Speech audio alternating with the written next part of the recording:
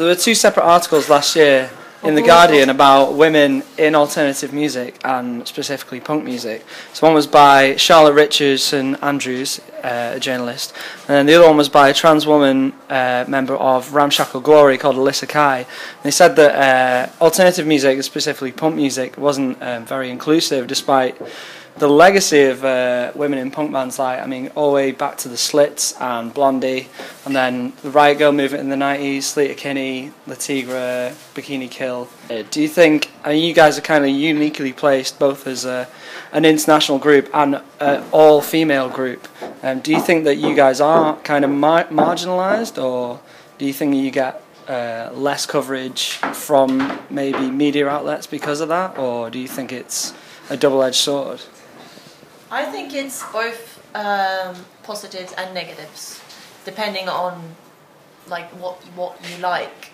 Because some people, for example, can tell us, oh, I don't like girl bands, for example. So if they know from the beginning that we're a girl band, they're not going to listen to us. So, but it doesn't make any sense. How can you not like something because there's girls doing it? Then I don't like guy bands. What does that mean?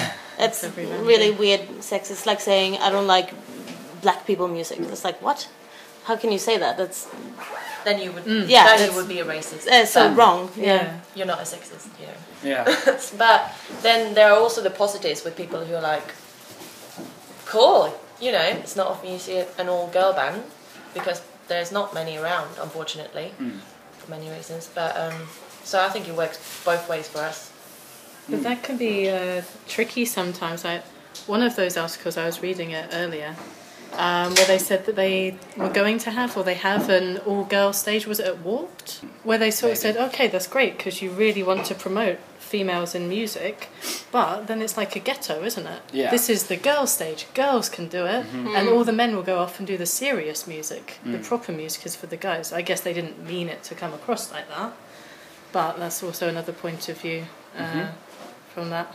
So the Alyssa Kai article was written by an American woman who is in bands in the DIY scene in America. So Nicole, you are American, and you've kind of played in bands over there and over here. Do you think there is a difference between the American attitudes and British European attitudes? Because you guys have toured as a band in America as well, haven't you? I mean, playing music in America and playing in an all-female band then as well, is a very similar story. Again, where we are still separated for whatever reason. In America, there was more of going back to the Riot Girl scene, not just Kathleen Hanna, but there was tons of bands like Bratmobile, Stereolab, I mean, so many girls in bands. And there were guys in the bands as well. And that was a huge movement that actually came out of America that basically spread throughout the world. And I don't really think that we actually, as a band, I mean, they could correct me if I'm wrong, I don't think we really fall into that category of, like, Riot Girl. No.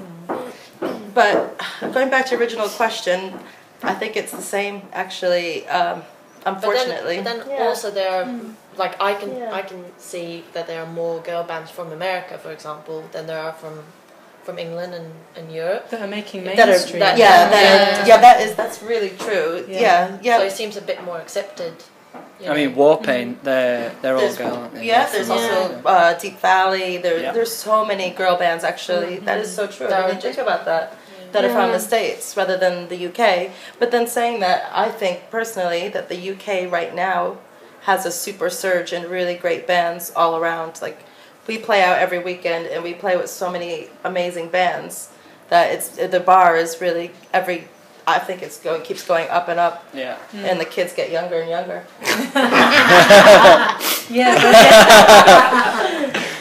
That's what I'm seeing. Do you think a lot of that is to do with the rise of the DIY scene? I mean, you guys release everything yourselves. Do you think that's a big factor in the boom in bands at the minute? What do you mean in terms of any band, regardless of the gender, or?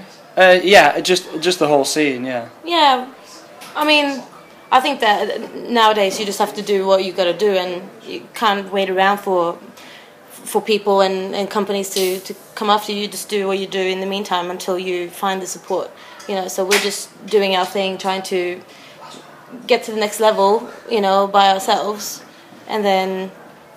It's just like a natural thing, and then at the moment, I think there's a lot of DIY bands, and it's not the same as it was before. So I think a lot of bands have to do that because they don't really have any choice. Yeah. Yeah, exactly. Yeah. I think with the industry, how it is nowadays, and how everything is pretty much up in the air, we don't really know what the music industry is anymore. And I don't think the people who run the music industry know what it's going to be anymore. I think it's all a matter of let's try this, let's try that. Do you need a manager? Do you not need a manager? Do you need this? Do you need that? Well, we're not going to sell records because they're going to take it off the internet. So I think just the whole thing is in like a bit of a let's see what happens and what makes the most sense. So you have to do it yourself, otherwise, just as Fanny said, you won't be able to do it. Yeah.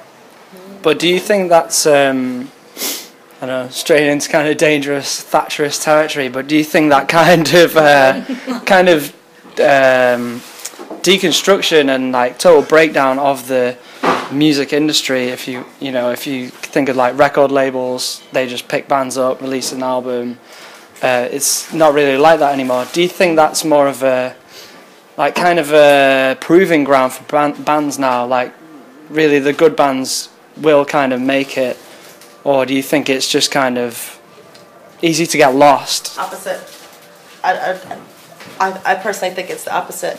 I think at the moment the only bands that are going to make it big are manufactured bands, the ones that are being that are brainwashing the world, such as these stupid TV shows and stuff that I'm not into. That's what the music is that the everyday person is into.